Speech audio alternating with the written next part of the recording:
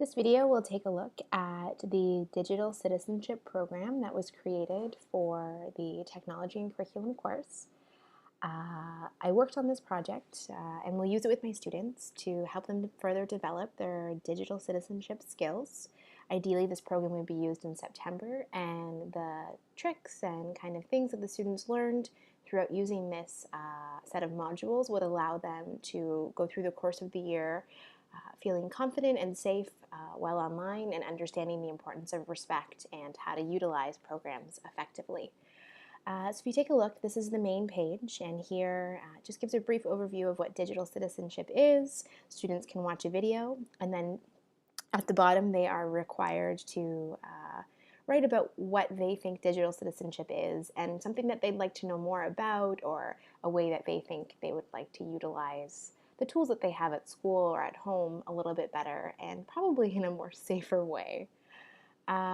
So the first module that they will complete, it focuses on online etiquette and respect for others and self. So students will watch these videos or read an article, and they'll go through the activities that are listed here, and then put them in docs or file them in a certain space. And the idea is that most of these activities that they'll do require them to comment online, or actually use the skills that they're learning about in the videos in a practical way that reinforces what it is that they're learning about. So instead of just telling them, hey, here's how you should behave online, it's about them crafting the ways that they think they should act online and then following through with that. Module 2 looks at their digital footprint and the language that they're using when they're talking with their peers.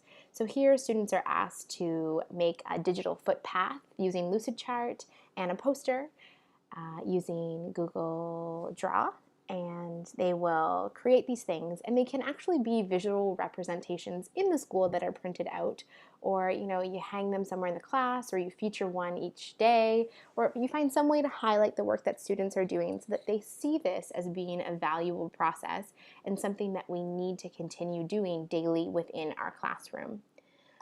Module 3 looks at cyberbullying and how much time they should be online. So looking at that idea of balance, so how much screen time is too much time, and how to deal with situations that have to do with cyberbullying.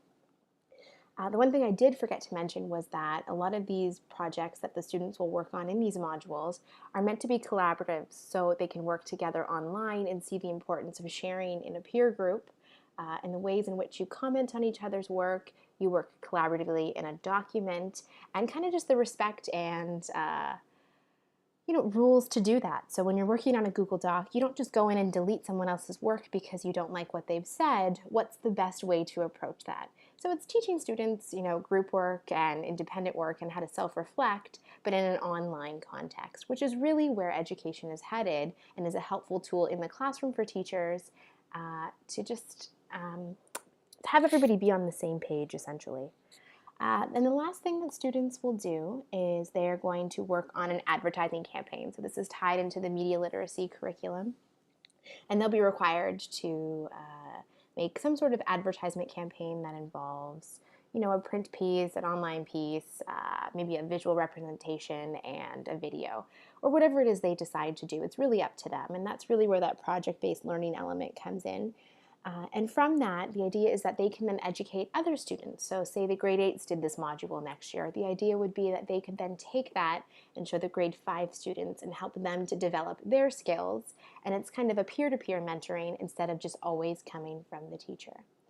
So that's the brief overview of what it is I did here, and the reason I did this is because we've had some issues this year, just ensuring that students, we are a 5 to 8 middle school, so when they come in grade 5, just ensuring that we're all in line with the same philosophy in how we approach learning online, and just that our students do have the tools that they need to keep privacy settings safe, and everything that it is that they're doing online safe, to ensure that they have the best possible experience with all of the wonderful tools that are out there for them.